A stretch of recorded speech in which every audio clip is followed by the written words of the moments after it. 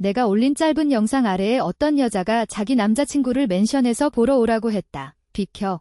우리 남편이 이런 거 좋아해. 먼저 보게 해. 그녀의 프로필 사진을 눌러보고 나는 멍해졌다. 그녀는 고등학교 때 한때 나를 괴롭혔던 여자였다. 이 얼굴은 제가 되어도 나는 알아본다. 나는 밤새 한숨도 못 자고 그녀의 영상들을 전부 넘겨본 뒤 그녀가 멘션한 남자친구를 눌렀다. 개인 메시지를 보냈다. 있어. 구호씨를 다시 보기 전 나는 그녀가 지금 어떤 모습일지 수도 없이 상상했다. 나는 나쁜 사람은 다 벌을 받는다고 생각했다.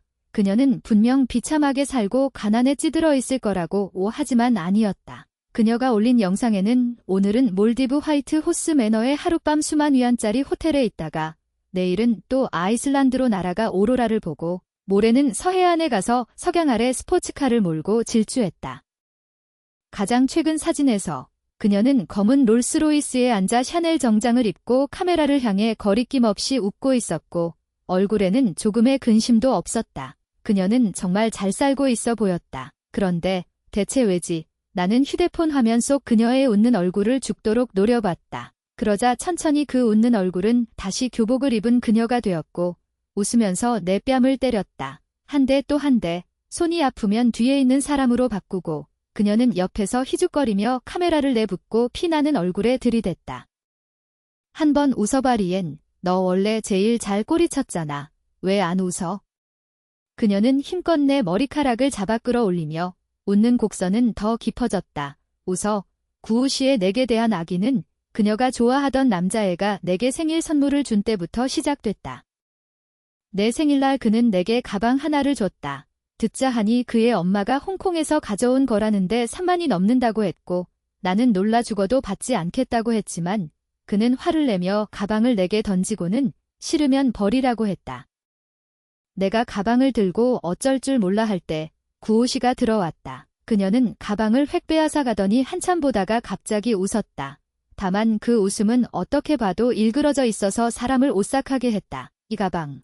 내가 그한테 석 달을 달라고 했는데도 안 줬어. 설마 너한테 주려고 한 거였네. 그녀는 고개를 들어 나를 봤고 그 눈빛에 나는 온몸에 털이 곤두섰다. 리엔, 너 꽤 수완이 있네. 그 뒤로 구호씨는 계속 나를 겨냥하기 시작했다. 내가 매일 가장 두려워한 일은 학교였다. 언제 그녀가 사람들을 데리고 나를 화장실로 막아 넣을지 몰랐고 그 다음은 구타와 모욕이었다. 그 기간 나는 매일 전전긍긍했고 밤마다 악몽에 시달렸지만 누구에게도 감히 말하지 못했다. 나는 어릴 때부터 부모가 이혼했고 양쪽 다 새 가정을 꾸렸으며 다리 저는 할머니만이 나를 받아주었다.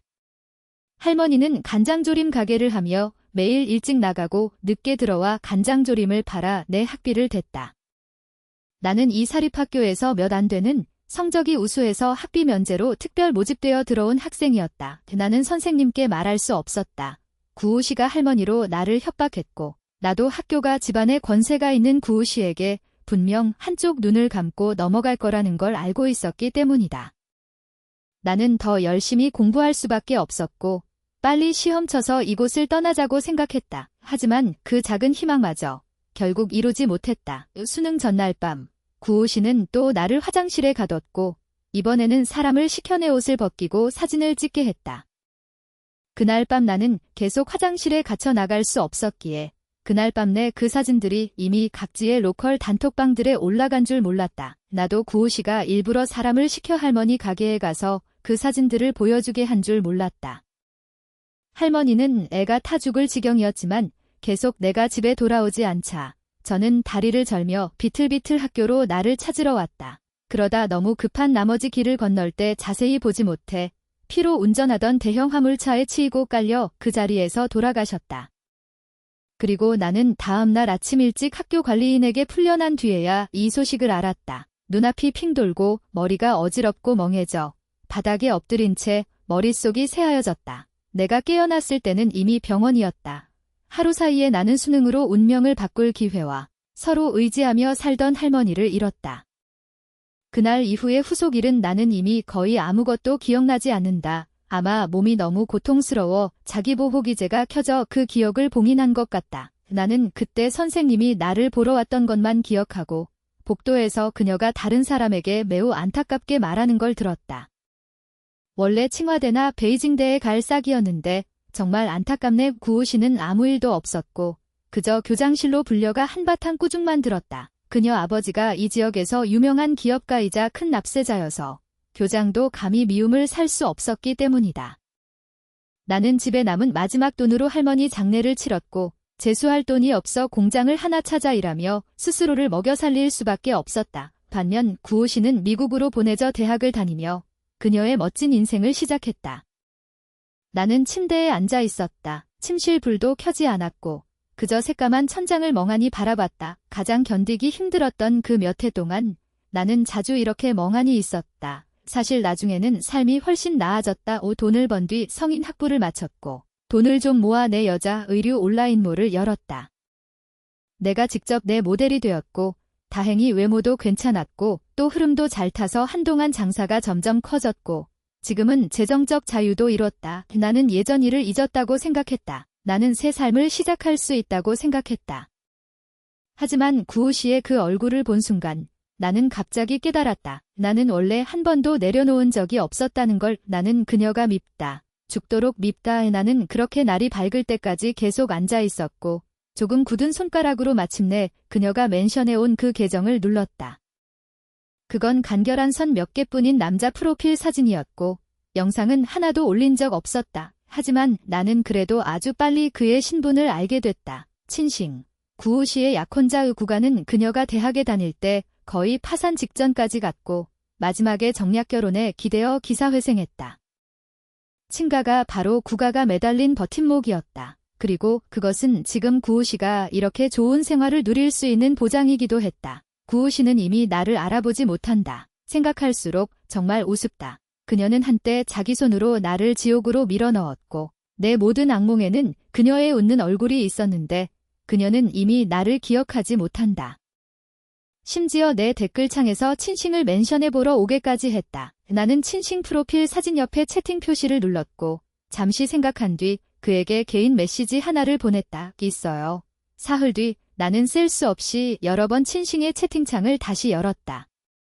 그는 여전히 내게 답하지 않았다. 나는 그다지 의외라고 느끼지 않았다. 내가 요 며칠 모은 자료를 보면 친싱이라는 사람은 남녀관계 면에서는 꽤 깨끗한 편이었다. 구호 씨가 그를 멘션한 것도 아마 그냥 가볍게 농담한 것뿐이었을 거고 그녀는 친싱이 관심을 가지지 않을 걸 알고 있었다. 말하자면 정말 꽤 이상했다. 그는 친가의 후계자이고 찾아낸 영상과 사진으로 보면 최소한 키가 188은 되었고 그 여자 연예인 엄마 덕분에 그도 그 자리에서 바로 데뷔할 수 있을 얼굴을 가졌다. 이런 전형적인 고부잘남이 가장 좋아하는 활동이 뜻밖에도 여자 꼬시기나 차 가지고 놀기, 부과시가 아니라 낚시라니. 맞다. 바로 늙은이처럼 바닷가나 연못가를 찾아 낚싯대를 세워놓고 한 번 낚으면 하루 종일 낚는 것이다. 보아하니 인터넷에서 그에게 개인 메시지를 보내는 건 통하지 않았다. 나는 그에 관한 자료를 아주 많이 찾아봤고 심지어 그의 회사 건물 아래까지 가서 그를 미행했다. 친싱의 생활은 매우 규칙적이어서 매일 그저 집과 회사만 오가고 그리고 매주 주말 하루를 따로 내서 낚시를 갔다. 그의 퇴근 시간을 분명히 알아낸 뒤 나는 내 차를 몰고 그의 뒤를 따라붙었고 빨간불 하나를 기다린 뒤 그의 차 뒤로 끼어들어 그대로 들이받았다. 쾅 하는 소리 뒤 앞에 차가 멈춰섰다. 그러고는 온몸에 정장을 입은 친싱이 미간을 찌푸리며 내려와 내 차창을 두드렸다. 나는 머리카락을 한번 쓸어 넘기고 겨눈질로 백미러를 훑었다. 나는 일부러 가격이 5짜리인 메이크업 아티스트를 불러 화장을 했고 속눈썹 하나하나가 정교함을 보장하면서도 화장한 느낌이 너무 많아 보이지 않게 했다. 과연 내가 차문을 열었을 때 친싱이 찌푸린 미간이 조금 풀렸다. 구호 씨는 분명 친싱이 나 같은 타입을 좋아한다는 걸 알고서야 그를 멘션했을 것이다. 그는 어쩌면 얼굴 한 장 때문에 내게 관심을 갖지는 않겠지만 적어도 내게 악감을 품지는 않을 것이다. 나는 고개를 들고 딱 알맞은 45도의 얼굴을 드러내며 당황한 듯 사과했다. 죄송해요. 제가 초보라 이제 막 운전을 배워서 방금 너무 급해서 반응을 못했어요. 괜찮으세요? 친싱은 고개를 저으며 차 뒤로 가서 살펴보았다. 그렇게 심각하진 않아요. 먼저 차를 빼요. 여기 막지 말고. 이따가 바로 보험 처리하죠. 나는 고개를 끄덕였고 우리 둘은 그렇게 길가에서 보험회사 사람이 와서 전 과정을 끝낼 때까지 기다렸다. 그리고 나는 아주 자연스럽게 휴대폰을 꺼내 QR코드를 열어 그에게 내밀었다. 위챗 추가해요. 혹시 무슨 일 있으면 다시 연락하게요. 내 태도가 너무 자연스러워서 그에게 거절할 기회도 주지 않았고 친싱은 잠시 멈칫하더니 휴대폰을 꺼내 나를 스캔했다. 오늘은 정말 죄송했어요. 다음에 밥 한 번 살게요. 나는 고개를 들어 그를 보았다. 괜찮아요. 보험 처리도 끝났고 일 있으면 위챗으로 연락하면 돼요. 그는 내가 예상한 대로 나를 거절하고 차에 올라 떠났다. 나는 그의 차가 차들 사이로 합류하는 걸 보며 휴대폰을 쥐고 입꼬리를 살짝 올렸다. 오늘 목적은 이미 달성됐다. 이렇게 빨리 친신과 거리를 좁힐 수 있을 거라고는 생각 못했고 그의 연락처를 얻을 수만 있어도 이미 성공이었다. 나는 도전 난도가 있는 사람을 좋아한다. 그가 너무 빨리 미끼를 물면 오히려 재미가 없다. 나는 구우 씨의 모든 SNS 계정을 찾아냈다. 그녀는 정말 친싱을 아주 좋아하는 것 같았고 거의 10개 중 9개가 모두 친싱에 관한 것이었다. 너무도 노골적으로 그에 대한 집착이 가득 적혀 있었다. 이 몇 년간 구가는 이미 점점 더 기세가 꺾이는 모습을 드러냈고 친가가 투자해 버텨주지 않았으면 아마 진작 파산했을 것이다. 구우 씨야 나는 오히려 그녀가 친싱이 없어지면 여전히 이렇게 편하게 살 수 있는지 보고 싶다. 하늘이 그녀에게 벌을 내리지 않는다면 내가 직접 하겠다. 나는 밤새 친싱의 모멘트를 연구했다. 그는 정말 생활이 아주 단순한 사람이었다. 거의 별다른 게시물이 없고 매번 낚시에서 입질이 오다 할 때만 모멘트에서 자랑했다. 나는 먼저 그에게 말을 걸지 않았고 며칠 뒤 모멘트의 사진 한 장만 올렸다. 짙은 색 못물 위로 바람에 잔물결이 일었고 나는 큰 연용어 한 마리를 들고 카메라를 향해 입을 다문 채 웃었다. 또 빈손 조과가 아닌 하루. 나는 일주일을 기다렸지만 친싱은 좋아요도 누르지 않았고 댓글도 달지 않았다. 하지만 그 주에 그도 모멘트를 올리지 않았으니 분명 물고기를 못 낚은 거였다. 두 번째 주 나는 계속 올렸다. 여전히 연용어였고 여전히 그 깊은 못이었지만 이번엔 물고기가 한층 더 커져서 좋기 4-5근은 됐다. 히트하다. 그는 여전히 답이 없었다. 세 번째 주에도 나는 계속 올렸다. 낚아도 끝이 없네. 정말 끝이 없네. 그러고 나는 마스크팩을 하고 자러 갔다. 다음 날 아침 일찍 휴대폰을 켰고 수십 개의 좋아요 프로필 속에서 마침내 내가 기다리던 사람을 봤다. 친싱이 댓글을 달았다. 실례지만 여기가 어디죠? 나는 휴대폰을 보며 입꼬리를 올렸다. 걸려들었다. 다시 친싱을 만났을 때 그는 확실히 말이 많아졌다. 내가 말한 그 낚시 포인트에 정말 그렇게 물고기가 많아? 나는 티나지 않게 그를 한번 훑어봤다. 검은 후드티에 회색 운동바지 차림이었고 검은 머리는 헤어젤로 세우지 않아 자연스럽게 이마 앞에 흩어져 있었다. 흥미있는 일을 꺼낼 때면 그의 눈은 살짝 커지고 반짝였는데 평소 금융 잡지에서 보이던 그 차갑고 고귀한 느낌은 어디에도 없고 오히려 20살갓 넘은 대학생 같은 느낌이 좀 났다. 나는 고개를 끄덕였다. 가보면 알게 될 거야. 난 여기 이렇게 여러 번 왔는데 한 번도 빈손 조가였던 적이 없어. 사실 나는 애초에 낚시를 할 줄도 몰랐다. 순전히 친싱이라는 이 물고기를 낚기 위해 요즘 미친 듯이 벼락치기로 배운 거였고 이 낚시 포인트도 수없이 많은 사람에게 물어보고 매일 직접 산을 돌아다니다 찾아낸 거였다. 친싱이 처음 댓글을 달았을 때 나는 그를 무시했고 다음 날 모멘트를 하나 더 올린 뒤에야 느긋하게 답했다. 산 위에 있어. 찾기 꽤 힘들어. 이번엔 그가 즉답했다. 다음에 갈 때 저도 데려가 주실 수 있을까요? 감사합니다. 나는 휴대폰을 내려놓고 저녁을 먹었고 그가 거의 기다리다 못해 안달이 날 즈음에야 답장을 하나 보냈다. 그래? 나와 친싱은 몇 미터 떨어져서 낚싯바늘을 던졌다. 그는 먼저 말을 걸지 않았고 나도 차가운 얼굴에 뜨거운 엉덩이를 들이밀진 않았다. 가끔 상대가 히트하다 하면 우리는 고개를 돌려봤는데 내가 입질이 오다 한 뒤 그는 사실 무척 와서 보고 싶어 한다는 게 보였지만 또 좀 쑥스러운지 아무렇지 않은 척 시선을 이리저리 훑어보기만 했다. 구우 씨의 웨이보를 보면 친싱은 원래 이런 식으로 좀 차가운 사람이었다. 좋아하지 않는 일에는 건성으로 예의 차리는 말조차 하기 싫어했다. 아마 어릴 때부터 금수저를 물고 태어났고 자기 조건도 이렇게 뛰어나서 그가 마주친 일들 중 그가 비위를 맞추거나 먼저 나서야 하는 경우는 거의 없었을 것이다. 그는 이미 자기 자신을 중심으로 하는데 익숙해져 있었다. 그의 곁엔 요 몇 년 동안 온갖 들러붙는 벌나비들이 부족하지 않았을 테니 내가 너무 적극적이면 아마 그의 마음속에서도 그 여자들과 다를 바 없어 눈여겨볼 가치도 없게 될 터였다.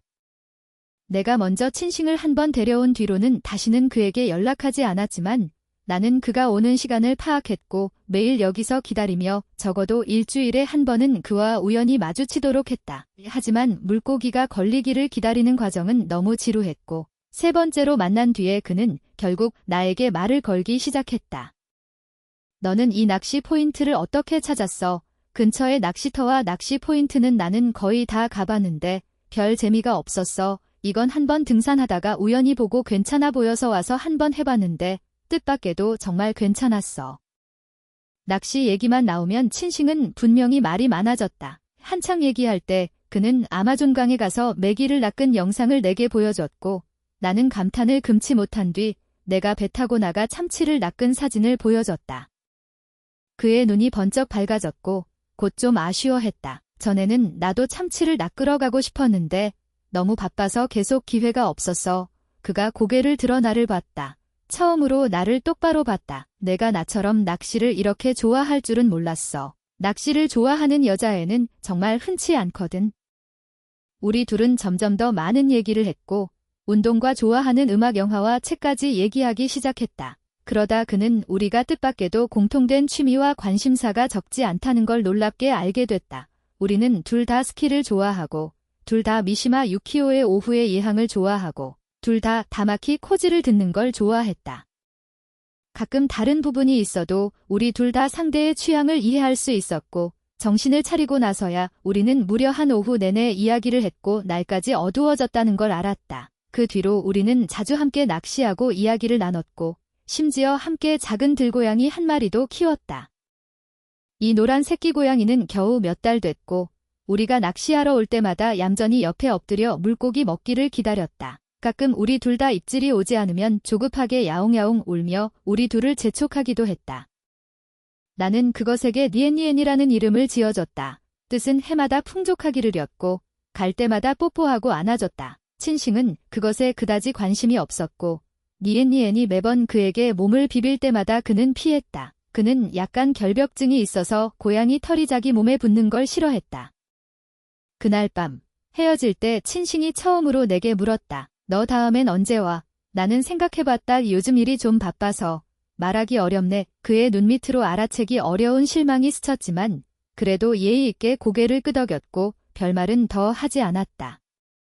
그 뒤 한 주 동안 나는 가지 않았고 둘째 주가 되어서야 늦게 왔다. 다시 나를 보자. 친싱은 겉으로는 드러내지 않았지만 금방 의자를 내 쪽으로 조금 옮겼다. 너 요 며칠 뭐 하러 갔어? 왜 계속 낚시하러 안 왔어? 나는 걸어가 바닥에 엎드린 니엔니엔을 쓰다듬었다. 그 녀석은 몸을 길게 펴고 바닥에서 기지개를 켰고 작은 배는 볼록했고 훨씬 살이 쪘으며 털은 윤기가 반들반들해서 한눈에 봐도 아주 잘 돌봄받은 모습이었다. 요 며칠 내가 얘에게 먹인 거야. 친싱은 점잖게 턱을 들었고 말투에는 조금 원망이 섞였다. 분명 내가 이름을 지어주겠다고 해놓고 요 며칠 또 돌보지도 않았잖아. 그는 곧 또 조금 득의양양해졌다. 물론 내가 돌본 거지. 매일 와서 물고기를 낚아 먹였어. 니엔니엔은 걸어가 그의 다리에 몸을 비볐다. 친싱은 미간을 찌푸리며 입으로는 싫다는 듯 말했다. 나한테서 좀 멀리 있으면 안 돼. 매번 내 몸에 털을 잔뜩 묻히잖아. 하지만 손으로는 능숙하게 그것을 안아 올려 무릎 위에 올려놨다. 니엔니엔은 편안하게 그의 몸에 엎드렸고 그의 검은 외투에는 곧바로 고양이 털이 잔뜩 묻었지만 그는 신경 쓰지 않았고 오히려 익숙하게 턱 밑을 긁어줬다. 나는 옆에서 보며 마음속으로 결론을 내렸다. 원래 죽은 츤데레였네. 나는 속으로 웃으며 옆에 앉아 낚싯대를 집었는데 조심하지 않아 낚싯바늘에 손이 긁혔다. 나는 스윽하고 소리를 내며 손가락을 잡고 새빨간 핏방울 하나가 맺혔다. 친싱은 곧바로 니엔니엔을 내려놓고 한쪽 상자에서 반창고를 꺼내 미간을 찌푸린 채 걸어왔다. 왜 이렇게 조심성이 없냐? 내가 반창고를 받으려 하자 그는 너무도 자연스럽게 말했다. 손 내밀어 준비를 꽤 잘해뒀네 하고 웃으며 고개를 들었지만 그의 시선과 부딪히는 순간 남은 말은 전부 삼켜버렸다. 너무 가까웠다. 어느새 우리 사이가 너무 가까워진 것 같았다. 산속의 밝은 주황빛 석양은 점점 푸른빛이 감돌며 어두워졌고 바람은 골짜기에 갇혀 축축한 물기를 실어왔고 나는 친싱에게서 나는 옅은 우디 향을 맡을 수 있었다. 희미하게 감도는 그것이 향수인지 애프터쉐이브 향인지는 알 수 없었다. 그의 동공은 보통 사람보다 조금 더 옅어서 무기질 같은 차가움과 맑음을 띠고 있었는데 지금은 가득한 나를 비추고 있었다. 바람이 내 머리카락을 날려 그의 얼굴을 스치자 그는 그렇게 멍하니 나를 바라보다가 니엔니엔이 옆에서 짜증스럽게 한 번 울고 나서야 우리 둘은 동시에 정신을 차리고 갑자기 각자 한 걸음씩 물러났다. 친싱은 재빨리 고개를 돌려내게 등을 보인 채 쪼그려 앉아 니엔니엔의 등을 쓰다듬었다. 낚시하자고 해놓고 이걸로 널 굶기네. 나는 풋하고 웃음을 터뜨렸다. 어두운 빛 아래서 그의 귀가 눈에 띄지 않게 붉어졌고 한쪽에 가서 앉아 낚시만 하고 말이 없어졌다. 그런데 평소에는 아주 인내심 있던 친싱이 그날 밤에는 계속 들썩거렸고 밤새 물고기 한 마리도 입질이 오지 않았다. 그날부터 우리 사이에는 어떤 묵계가 생긴 것 같았다. 그가 낚시하러 올 때면 늘 나를 함께 불렀고 우리는 일주일에 적어도 2번은 나갔다. 어떤 때는 인적 없는 산속이었고 어떤 때는 끝없이 펼쳐진 바다 위였고 어떤 때는 그가 통째로 빌린 낚시터였다. 하지만 매번 우리 둘뿐이었다. 그동안 나는 계속 구우 씨의 웨이보를 지켜봤다. 그녀의 애정과시 웨이보는 점점 줄어들었고 끝내는 며칠씩 한 건도 올리지 않았다. 나는 차갑게 지켜보며 낮에는 가장 좋은 상태와 가장 정교한 화장으로 그녀의 남자친구를 만나러 갔다. 서로 속으로는 다 알면서도 계속 알면서 모르는 척하는 이런 관계는 2달 뒤까지 계속 발효됐고 나는 때가 왔다고 느꼈다. 그날 밤 그가 니엔니엔을 안고 있을 때 내가 갑자기 입을 열었다. 친싱, 너 여자친구 있어? 구호 씨가 또 웨이보를 올렸다. 다만 이번에는 더 이상 친싱을 자랑하는 내용이 아니라 어떤 사람은 태어날 때부터 남의 남자만 노려보며 천하게 구는 걸 좋아하나 봐. 내가 누군지 내가 알게 하지 마. 나는 창가에 기대어 연기를 내뿜고 입꼬리를 끌어올렸다. 애싸운 모양이네. 구호 씨와 친싱의 이 관계는 줄곧 그녀 혼자만의 추격 같았고 나는 친싱이 유학하던 시절의 블로그부터 지금의 모멘트까지 봤지만 구호 씨에 관한 건 한 줄도 없었다. 원래부터 한 사람이 유지하던 관계에 이제 나까지 하나 더 끼어들자 드디어 위태로워지기 시작했다. 친싱은 오늘 내 질문에 답하지 않았지만 우리는 침묵이 뜻하는 답을 모두 알고 있었다. 그날 우리는 누구도 말하지 않고 대충 낚싯대를 걷고 집으로 돌아갔다. 하지만 나는 안다. 지금 친싱의 마음은 얼굴의 표정만큼 그렇게 담담할 리 없다는 걸. 하지만 일이 좋게 갈지 나쁘게 갈지 나는 예측할 수 없었다. 구호 씨에 대해서 그는 어쩌면 감정이 많지 않을지 몰라도 친가와 구가는 여러 해 협력해온 사이로 관계가 긴밀했고 정략결혼 이야기도 장난이 아니었다.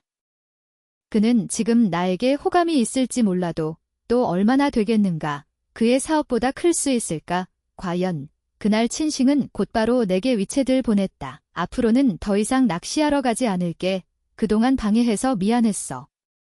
그는 말한 대로 했고 정말 다시는 낚시하러 가지 않았다. 나는 매일 여러 낚시터에 갔지만 그는 마치 나를 피하는 것처럼 다시는 나타나지 않았다. 니엔니엔도 없어졌다. 나는 그것을 입양하고 싶었지만 근처를 다 찾아도 다시는 찾지 못했다.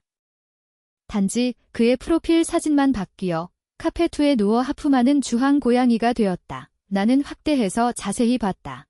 그건 니엔니엔이었다. 보름 후 나는 모멘트에 다른 남자와 함께 물고기를 들고 찍은 합사진을 올렸다. 남자는 185, 꿀빛 피부에 검은 러닝셔츠가 가슴 근육에 팽팽했고 한 손은 내 어깨를 감싸고 환하게 웃고 있었다. 이건 내가 일부러 고용한 남성 모델이다. 하루 2,000 낚시는 기술을 중시한다. 미끼만 무작정 던진다고 해서 잡히는 게 아니다. 다음 날 내가 다시 그 연못에 갔을 때 옆에 갑자기 그림자가 드리웠다. 내가 고개를 들자 친싱이 무표정하게 내 옆 의자에 앉아 낚싯대를 꺼내 들고 한마디도 없이 채를 던졌다. 하지만 그는 미끼조차 달지 않았다.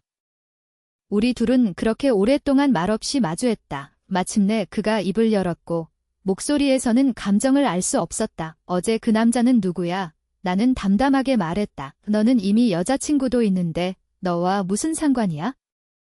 그는 말이 없었다. 이어진 30분 동안 나는 계속 입질이 왔지만 친싱은 한 마리도 잡지 못했다. 그는 자신이 미끼를 달지 않았다는 것도 모르는 듯 내내 기압이 가라앉은 채 무엇을 생각하는지 알 수 없었다. 나는 일어섰고 너무 오래 앉아 있어 다리가 저려 비틀거리며 넘어질 뻔했는데 친싱이 반사적으로 일어나 나를 받쳐주었다. 눈이 마주친 순간 그는 갑자기 내 목덜미를 움켜쥐고 키스해왔다. 키스라기보다 차라리 한판 승부에 가까웠다. 그의 힘에는 분풀이하듯 사나움이 실려 있었고 나도 지지 않고 그의 목을 끌어안고 까치발을 들었다. 얼마나 지났는지 모르겠다. 내가 산소가 부족해 거의 눈앞이 캄캄해질 때쯤 그가 나를 놓아주었다. 나는 숨을 헐떡이며 고개를 들어 그를 보았다. 친싱. 나는 정부는 안 해. 그의 눈가가 붉게 물들었고 한참 뒤에야 호흡을 가라앉혔다. 알아 무슨 핑계를 대고 싶진 않지만 너에게 분명히 말해두고 싶어. 그녀는 집안에서 나에게 붙여준 사람이고 나는 그녀에게 아무 감정도 없어. 나는 그녀에게 분명히 말할 거야.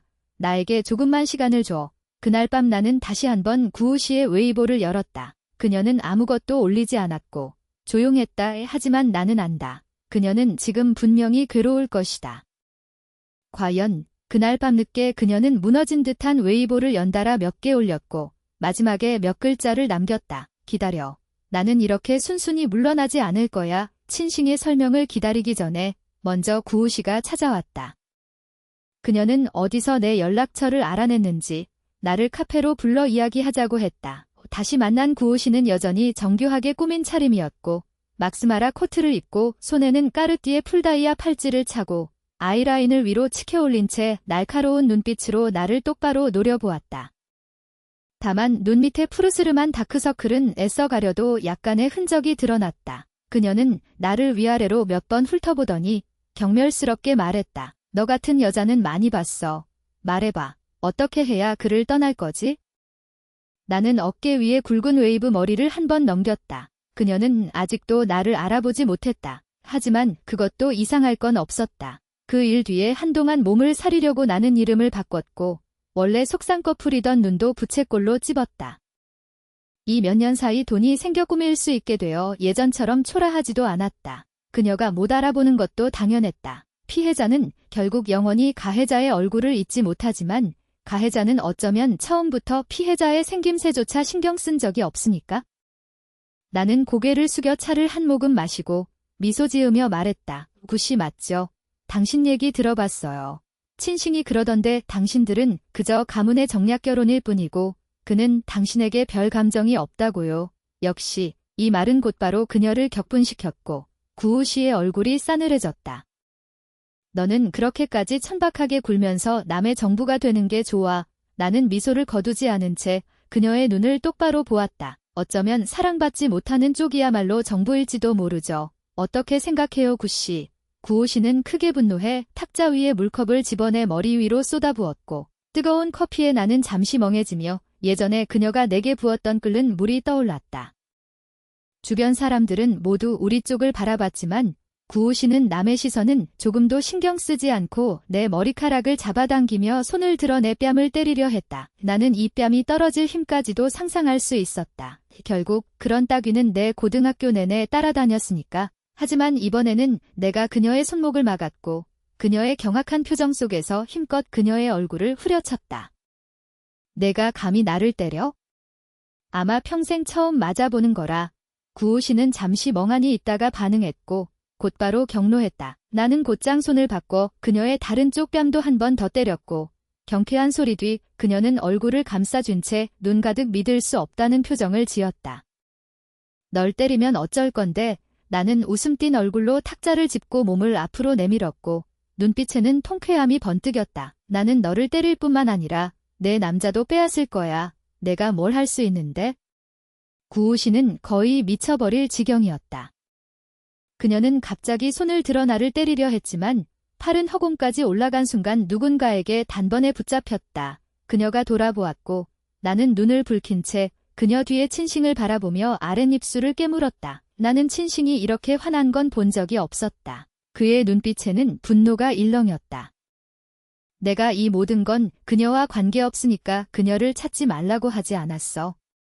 왜 관계가 없어? 친싱의 분노는 구우 씨의 감정을 무너뜨린 마지막 지푸라기가 되었고 그녀는 무너져 소리쳤다. 이 천박한 년이 너를 유혹하지 않았으면 내가 왜 굳이 나와의 파혼을 하려 하겠어. 친싱, 우리는 이렇게 여러 해 함께했어. 너는 그녀를 안 지 몇 달밖에 안 됐는데 우리의 20년이 너희가 함께한 2달만도 못하다는 거야? 몇 달이냐와는 상관없어. 친싱이 차갑게 말했다. 우리 둘의 혼약이 어떤 건지는 우리 모두 잘 알잖아. 그저 하나의 협력일 뿐이야. 나는 한 번도 너를 좋아한 적 없어.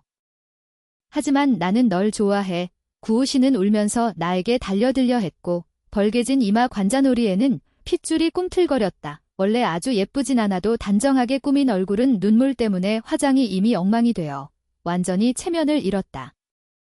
다 내 탓이야. 다 너 같은 천박한 년 때문이야. 시발 너를 죽여버릴 거야. 그녀는 제멋대로 굴기에 익숙해서 이런 때가 되어서도 꾸미려 하지 않았다. 나는 울면서 뒤로 물러났고 눈물은 하나하나 정교하게 붙인 속눈썹에 맺혀 떨어질 듯 말 듯 했다.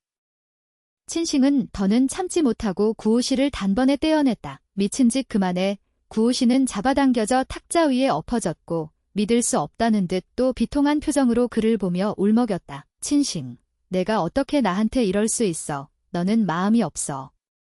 하지만 친싱은 거의 무너진 그녀는 신경도 쓰지 않고 다급히 와서 내 어깨를 잡고 위아래로 살폈다. 어때? 그녀가 너한테 무슨 짓 하진 않았지? 나는 고개를 저으며 고개를 숙인 채 억울하다는 듯 그를 끌어안았고 그가 보지 못하는 곳에서 구우 씨를 향해 눈썹을 치켜올리고 입꼬리를 올렸다.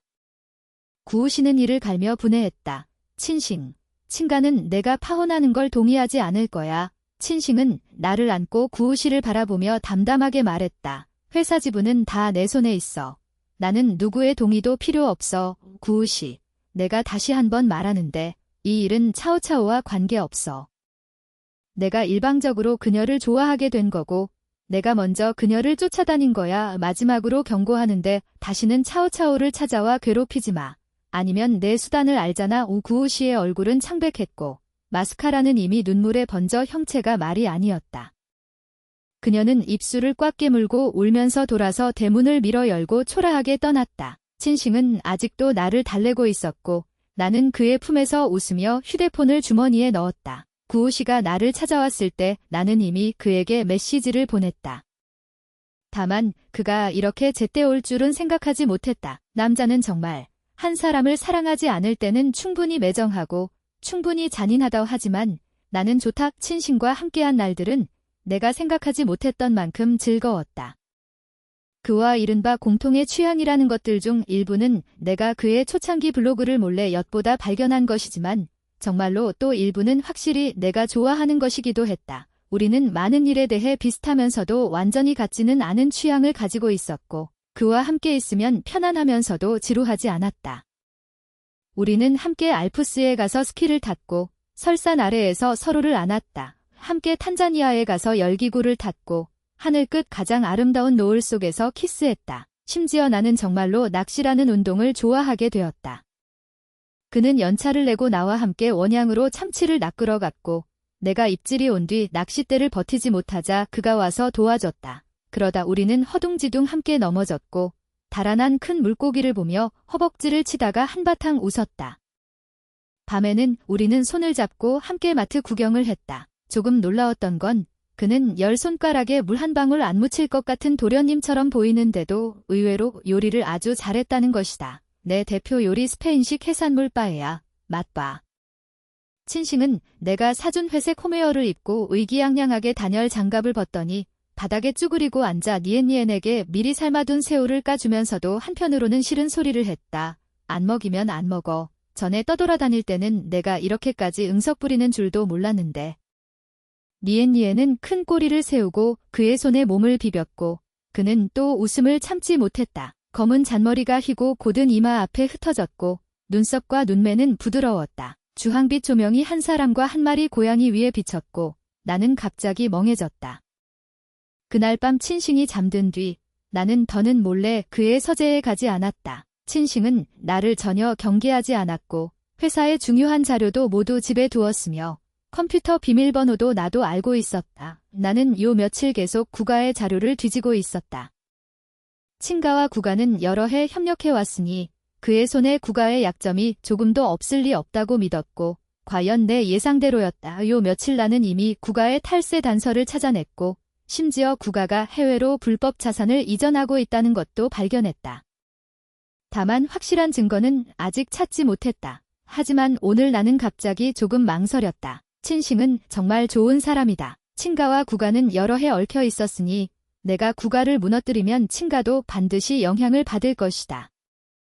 나는 내가 뜻밖에도 조금 주저하고 있다는 걸 깨달았다. 나는 줄곧 내가 친싱을 대하는 마음은 그저 이용일 뿐 진심은 없다고 생각했다. 그런데 함께 지내다 보니 내가 정말 그를 좋아하는지 아닌지조차 분간할 수 없게 되었다.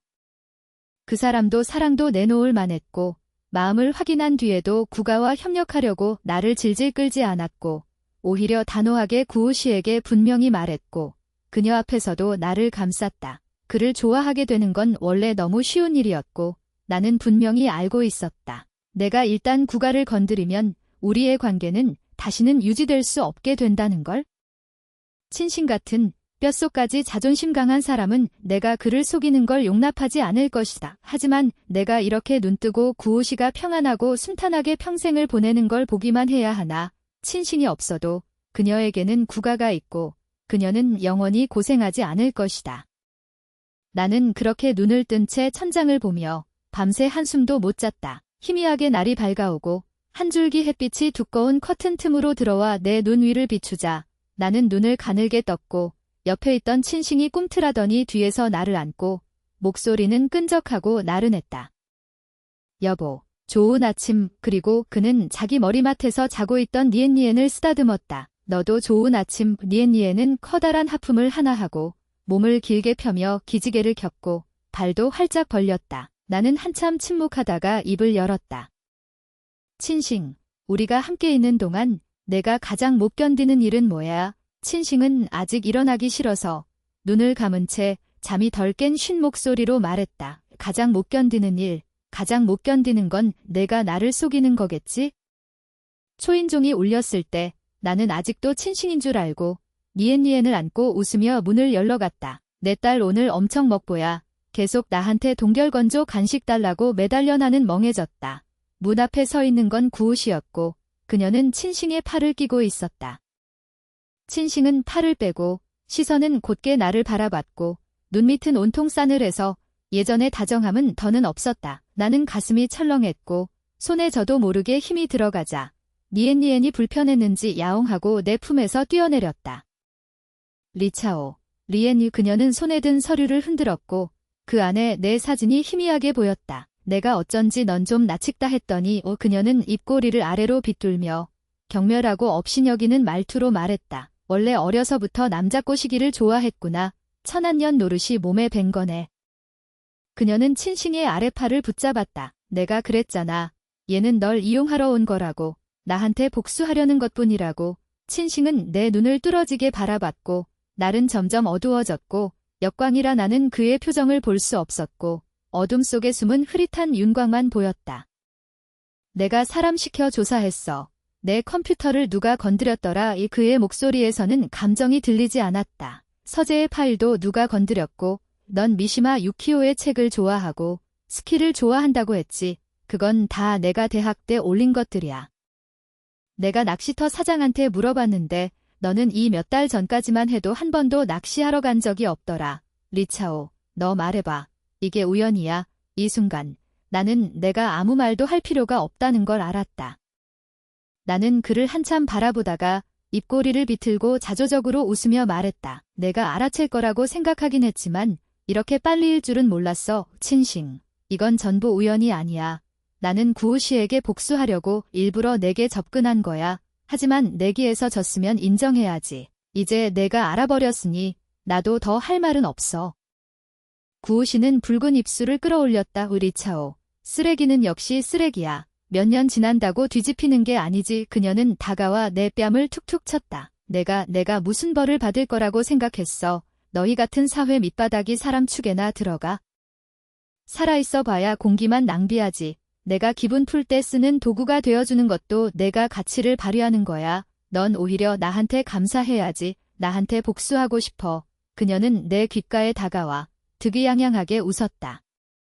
다음 생에나 분명 겨우 2달 함께 지냈을 뿐인데 집에 있는 내 물건은 어느새 이렇게나 많아졌다. 친싱이 내게 사준 여름용 슬리퍼, 또 그가 미리 준비해둔 겨울용 보송보송한 슬리퍼, 흰색 한 켤레와 회색 한 켤레의 커플 슬리퍼가 작은 것과 큰 것이 붙어 나란히 있다.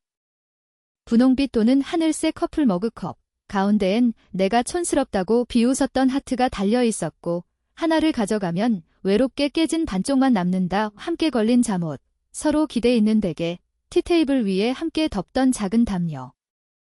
나는 거실에 서 있다가 갑자기 형언할 수 없는 답답한 심장 통증을 느꼈다. 분명 다 가짜였는데 나는 어느새 가짜 연기를 진짜로 받아들였다. 나는 눈을 감았다 떴다가 큰 여행 가방 2개를 끌고 밖으로 나갔다. 친신과 스쳐 지나갈 때 그가 갑자기 입을 열고 뜬금없이 물었다. 아파. 나는 무심하게 말했다. 아프면 또 어때? 내가 도와줄 거야. 그는 침묵했다. 나는 눈가를 훔치고 문을 밀어 나왔다. 나는 그렇게 짐을 끌고 목적도 없이 걸었다. 어디로 가고 싶은지도 모르겠고 머릿속은 새하였다. 물이 눈에 튀어 들어왔을 때 나는 멍하니 고개를 들어서야 언제부터인지 비가 내리고 있다는 걸 알았다. 거리의 행인들은 하나둘 뛰기 시작했고 해 진력해 빛은 어두웠고 오가는 차량의 미등은 바닥의 물웅덩이에 붉은 물결을 비췄다. 나는 그렇게 줄곧 빗속에 서 있다가 한참 후에야 천천히 쪼그려 앉아 스스로를 끌어안았다. 복수하지 못했다. 또 내 감정까지 집어넣어 버렸다. 정말 사람도 잃고 군사도 잃었다. 하지만 엎친 데 덮친 격으로 아마 비를 맞아서인지 나는 또 아팠다. 나는 집 침대에 누워 열에 들떠 몽롱했고 약을 사기도 귀찮았다. 병 때문인지는 모르겠지만 내 마음속에 갑자기 짙은 자기 혐오가 밀려 올라와 정말 아무 의미도 없다고 느꼈다. 죽으면 죽는 거지. 나는 평온하게 생각했다. 죽으면 이렇게 많은 골칫거리도 없어질 텐데. 흐릿하게 잠들고 나서 휴대폰이 갑자기 울렸다. 나는 힘겹게 휴대폰을 더듬어 잡았고 저쪽에서 누가 뭐라고 한 것 같고 나도 뭐라고 한 것 같았다. 하지만 머릿속은 온통 혼탁해서 나는 아무것도 떠올릴 수 없었다.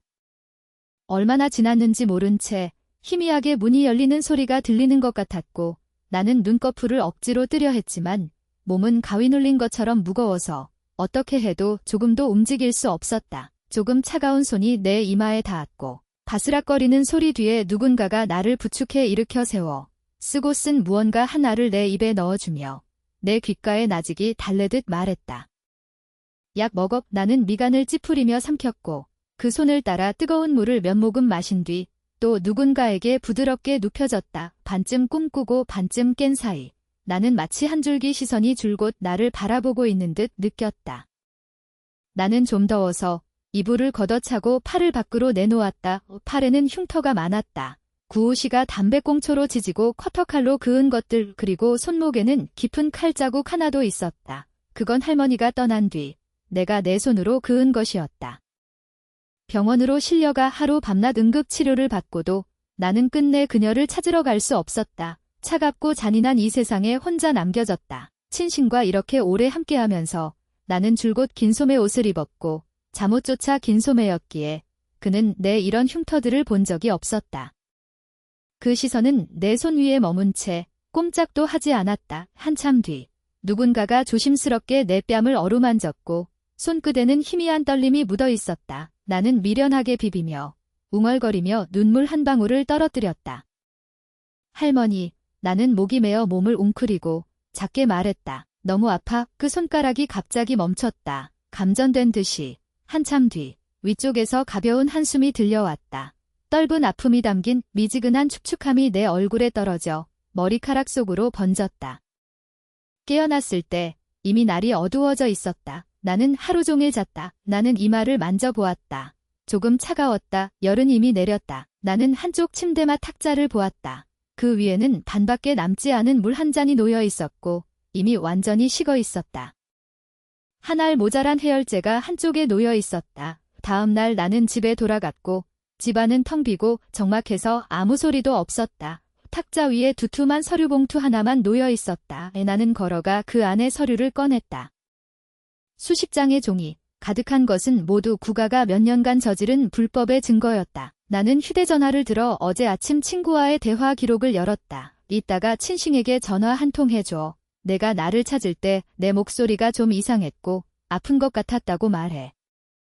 친구의 답장은 아주 빨랐다. 오케이. 나는 실명으로 구가의 탈세를 신고했고 증거를 바로 인터넷에 올렸다. 이것들 말고도 구우 씨의 아버지가 초기에 사람을 사서 경쟁자를 살해한 증거와 구우 씨의 큰오빠가 성폭행하려고 여자에게 약을 탔다가 과다 복용으로 사람을 죽게 한 증거도 있었다. 이것들은 모두 오래전 일이었다. 당시 그들은 돈을 쓰고 연주를 찾아 덮어버렸고 피해자들은 줄곧 호소할 곳이 없었다. 이 일은 인터넷에서 거센 여론 파문을 일으켰고 한동안 실시간 인기 검색어의 여러 항목 뒤에 모두 빨간 폭 표시가 붙었으며 모든 네티즌이 이 일을 토론했고 수십만 명이 댓글로 범죄 흉수를 엄벌하라고 요구했다. 일의 결과가 나오기도 전에 구가의 다른 경쟁자들도 곳곳에서 댓글 부대를 사기 시작했고 구가 사람들이 저지른 죄를 많이 폭로했다. 뇌물, 영업비밀 절취, 불법 동종업 경쟁 등만이 아니었다. 예전에는 친가가 뒷배였기에 아무도 구가와 맞설 엄두를 내지 못했다. 하지만 이제는 모두가 친가가 이미 구가의 반대편에 섰다는 걸 알게 되었고 다들 더는 꺼릴 것이 없어 앞다투어 돌을 던졌다. 나는 당시 구우 씨가 나를 괴롭힌 일을 긴 영상으로 올렸고 네티즌들은 분개했다. 이 집안은 정말 전원이 악인이고 제대로 된 사람이 하나도 없네? 안 갚는 게 아니라 때가 안 온 거였지. 예전에 그렇게 많은 악행을 저질렀으니 이제 벌을 받는 거지? 언니 응원해요. 저도 예전에 괴롭힘을 당한 적 있어요. 가해자는 지금 벌을 받았어요. 당신도 빨리 벗어나길 바라요. 한동안 구가는 길거리의 쥐처럼 모두에게 얻어맞는 신세가 되었고 구부친, 구모친 그리고 구우 씨의 큰오빠는 모두 소환되어 구금되었고 구우 씨만 빠져나왔다. 구가는 초기에 일부 자산을 해외로 옮겨두었고 그녀는 해외로 도망쳐 계속 그녀의 부잣집 아가씨 노릇을 하며 사치와 향락의 생활을 보내려 했다. 그런데 공항으로 차를 몰고 가던 길에 경찰차에 쫓겼고 그녀는 당황한 나머지 속도를 올리다가 그대로 교각에 들이받아 그 자리에서 혼절했다. 병원으로 옮겨져 응급처치를 받고 살아난 뒤 척추를 다쳐 경추성 마비가 되었다는 사실이 밝혀졌고 그때부터 목 아래는 다시는 움직일 수 없게 되었다. 다시 구우 씨를 보았을 때 그녀는 혼자 임대방 안에 웅크리고 있었다. 의료비를 낼 수 없어서 그녀는 진작 병원에서 쫓겨났고 이 작은 방도 친척이 빌려준 것이었으며 그녀를 안에 던져두고는 더는 신경 쓰지 않았다. 나는 허리를 굽혀 축축한 지하실로 들어갔다. 며칠 전 막 비가 내렸고 검은 곰팡이가 핀 천장에서 물방울이 뚝뚝 떨어지고 있었다. 쥐 한 마리가 내 발소리에 놀라 긴 꼬리를 끌고 새까맣고 악취나는 하수구로 재빨리 달아났다. 구우 씨는 침판 위에 누워 있었고 내가 들어오자 얼굴이 일그러졌다. 그녀는 움직이려 했지만 어떻게 해도 움직일 수 없었다. 악취가 그녀의 몸 아래에서 올라왔다. 나는 눈을 가늘게 떴다. 그녀의 몸 아래는 이미 다 썩어 있었고 대변이 욕창에 들러붙어 짓무르고 역겨웠다. 사실 처음 구우 씨가 죽지 않았다는 걸 알았을 때 나는 조금 아쉬웠다. 하지만 지금은 조금도 아쉽지 않았다. 이렇게 된 게 아주 좋았다. 나는 한동안 그녀의 비참한 꼴을 감상했다. 그녀는 이렇게 살아야 했다. 이렇게 고통스럽게 절망적으로 살아가며 그녀가 저지른 죗값을 치러야 했다. 구우 씨는 그래도 꽤 즐겼다. 이 지경이 됐는데도 정신이 나가지 않았고 이를 악물고 나를 노려봤다. 나는 사람이 이렇게 무서운 눈빛을 가질 수 있다는 걸 본 적이 없었다. 정말 그녀가 일어날 수만 있다면 달려들어 나를 산채로 물어 죽일 거라고 의심할 정도였다. 구우 씨, 너 후회하니? 나는 내려다보며 그녀를 봤다. 후회. 구우 씨는 입꼬리를 비틀어 기괴하고도 비웃는 웃음을 드러내며 나를 죽도록 노려보았다. 내가 후회하는 건 그때 왜 너를 죽이지 못했는가 뿐이야. 리엔, 이 천한년. 너는 태어날 때부터 하등한 인간이고 천한 종자야. 내 팔자가 나쁜 게 나와 무슨 상관인데 내가 왜 후회해야 하지? 그래.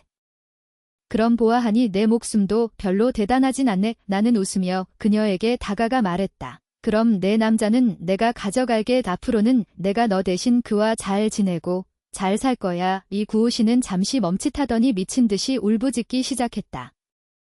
미쳐 죽어가는 들짐승 같았다. 그녀의 목은 곧 쉬었고 컥컥 굵은 숨을 몰아쉬었다. 그 소리는 마치 손톱으로 칠판을 긁는 것 같았다. 리엔, 너는 곱게 죽지 못할 거야. 이 천한년, 너는 죽어야 해. 리엔. 나는 몸을 돌려 문을 나섰다. 지금까지도 구호씨는 자신이 뭘 잘못했는지 모른다. 하지만 상관없다. 나도 그녀의 참회를 필요로 하지 않는다. 나는 그녀를 용서하지 않을 테니까. 이 세상에 신이 있을까? 나는 모른다.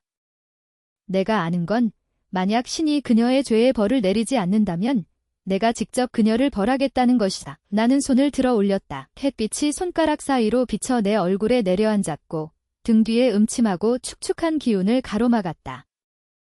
17살 그 해의 끝없는 장마는 이제야 마침내 개었다. 친가는 아마 미리부터 국아와 선을 긋을 준비를 하고 있었던 듯하다. 이번 국아의 소동이 친가에도 어느 정도 영향은 줬지만 심각하진 않았다. 그 서류들을 내게 건넨 뒤로 친싱은 다시는 내게 연락하지 않았다. 그는 그렇게 내 삶에서 완전히 사라졌고 우리는 더는 아무 교집합도 없었다. 모든 게 마치 한바탕 꿈 같았다. 이제 꿈에서 깨어났고 이 사람은 내 삶에 흔적 하나도 남기지 않았다. 낚시만 빼고 나는 낚시하는 습관이 생겼다. 한가하면 할 일 없이 낚시하러 갔다. 낚시를 할 때면 나는 온몸이 차분해졌고 어지러운 생각들도 점점 가라앉았다. 나는 여전히 친신과 같던 그 물웅덩이에 가는 걸 좋아했다. 다만 이번엔 익숙한 뒷모습을 보게 될 줄은 몰랐다. 친싱도 와 있었다. 심장이 갑자기 제멋대로 한 박자 멎는 듯했고 나는 망설이며 감히 다가가지 못했다. 하지만 그는 마치 나를 보지 못한 것처럼 줄곧지만 바라보며 꼼짝도 하지 않았고 내게는 시선 한 번 주지 않았다. 나는 입술을 깨물고 참지 못해 자조적으로 웃으며 그와 거리를 두고 앉았다. 또 뭘 바라고 있는 거지? 내가 그렇게 그를 속인 뒤에 그가 내 복수까지 도와준 것만으로도 이미 할 만큼 한 거다. 내가 그가 계속 나를 좋아해 주길 바라기라도 한 건가? 오늘은 입질이 별로 없었고 나는 또 마음이 뒤죽박죽이라 한참 앉아 있어도 입질이 오지 않았다. 막 가려고 하다가 일어설 때 다리가 저려서 순간 중심을 못 잡았다. 넘어지는 방향 바닥에는 마침 큰 돌이 하나 있었고 나는 속으로 탄식하며 머리를 감싸고 넘어졌다. 상상했던 통증은 오지 않았다. 이 따뜻하고 나무 향이 감도는 품이 나를 받아주었다. 나는 획 고개를 들어 올렸고 호박색 눈동자와 마주쳤다. 할머니가 돌아가신 뒤로 나는 거의 울지 않았다. 울음은 누군가가 아파해줘야 하는 건데 나는 알고 있었다. 이 세상에서 마지막으로 나를 아파해줄 사람도 이미 없다는 걸. 이렇게 여러 해 동안 아무리 힘들어도 나는 혼자 이를 악물고 버텨왔는데 이 순간 갑자기 눈앞이 뜨거워지고 못난 듯 코끝이 시큰해졌다. 친싱은 내가 눈물을 흘리는 걸 못 본 것처럼 냉담하게 말했다. 이리차오. 같은 수를 2번 쓰면 재미없어. 이 말을 마치고 그는 나를 내려놓고 고개를 돌려가려 했다. 나는 단번에 그를 끌어안았다. 그가 나를 밀어내려 했지만 나는 죽어도 놓지 않고 문어처럼 그의 몸에 매달렸다. 두 사람은 붙은 채 중심을 잃고 땅에 넘어졌고 친싱은 본능적으로 내 머리를 감싸며 사납게 이를 갈았다. 너 뭐 하는 거야? 놔. 싫어. 나는 눈을 붉힌 채 그의 옷깃을 붙잡고 큰 소리로 말했다. 친싱, 나 꼭 해야 할 말이 있어. 처음엔 구호씨에게 복수하고 싶었던 건 맞아. 하지만 나중에는 정말 너를 좋아하게 됐어. 난 정말 너를 좋아해.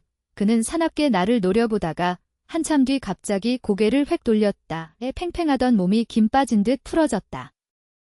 나는 처음으로 그가 욕하는 걸 들었다. 젠장. 나는 소매를 걷어 그에게 내 몸의 상처를 보여주며 눈물 어린 눈으로 말했다. 그 여자는 끓는 물로 나를 데우고 내 몸에서 담배꽁초를 껐고 내 사진을 찍었고 또 우리 할머니가 차에 치여 죽게 만들었어. 친싱, 내가 그녀를 미워하면 안 되는 거야?